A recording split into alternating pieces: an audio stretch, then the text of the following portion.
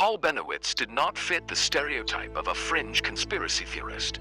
In 1969, he was a physicist running Thunder Scientific, a successful New Mexico electronics firm and a trusted contractor for NASA and the Air Force. Living and working right next to Kirtland Air Force Base gave him a front row seat to one of the most sensitive military installations in the country. From his deck, he filmed strange, fast-moving lights and detected high-frequency data bursts in the gigahertz range, signals he knew were far more complex than standard military radio. Activating his sense of patriotic duty, Paul spent years documenting these flight paths and analyzing the anomalous transmissions. He eventually took his entire dossier directly to the Air Force, hoping to help them fix what he assumed was a major security breach. The Air Force quickly realized Paul hadn't found extraterrestrials. He had actually intercepted data from highly classified testing of experimental stealth aircraft or advanced drone technology. This created a significant intelligence dilemma. Silencing Paul through legal force would only confirm the sensitivity of his work, while ignoring him entirely risked allowing his public research to accidentally expose classified operational details to Soviet intelligence agents. To protect their secrets, the government chose a path of elaborate deception. They realized the most effective way to hide the truth from a brilliant mind was to provide a more compelling, manufactured lie. Encouraged by his military contacts, Paul used early home computing hardware and custom software to translate the raw data bursts he intercepted. He told the machine to look for specific patterns, hoping to decode the language of a possible invader. The software began producing fragments of messages.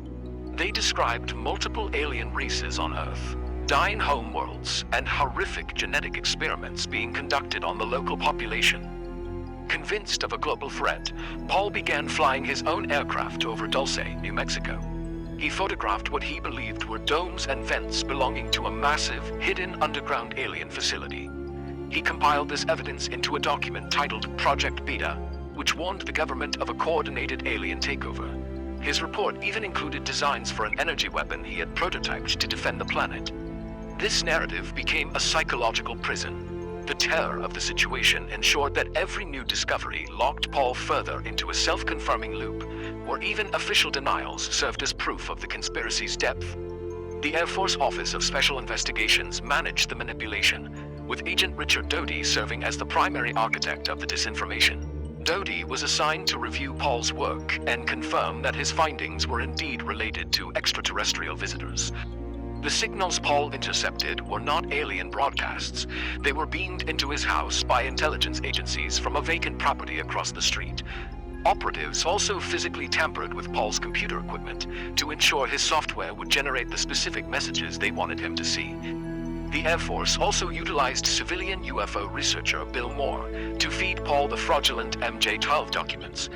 By involving Moore, they ensured the disinformation would spread throughout the wider UFO research community. Intelligence officers even deployed physical props in the New Mexico desert to deceive Paul during his flyovers. They installed fake vents, scattered mock aircraft debris, and regularly flew unmarked black helicopters near his home to validate his fears. This campaign relied on the weaponization of validation. Confirming a target's paranoia is far more destructive than denying it, as it removes the victim's ability to distinguish fact from the narrative being forced upon them. By turning Paul Bennewitz into the protagonist of a fake interstellar conflict, the military ensured their actual classified projects remained hidden within the noise of his increasingly wild claims. The psychological pressure of believing he was the only line of defense against an alien invasion destroyed Paul's health. He became deeply paranoid, barricading his windows with sandbags and arming himself against an enemy that the government had invented. The operation succeeded when Paul's family finally committed him to a psychiatric facility. The government neutralized a potential national security risk by inducing a total mental collapse through a customized nightmare. The disinformation fed to Paul, stories of MJ-12, secret treaties, and underground bases, did not die with his hospitalization. These fabrications entered the public consciousness and now form the core of modern UFO lore. This case highlights an evolution in government strategy. Rather than using silence or redactions to hide the truth, modern intelligence agencies can bury a sensitive fact under an avalanche of fiction, making it impossible to isolate. The story of Paul Bennewitz demonstrates the consequences of interfering with a government agenda. When a citizen sees too much, the state can use a tailored, inescapable narrative to destroy their perception of reality from the inside out.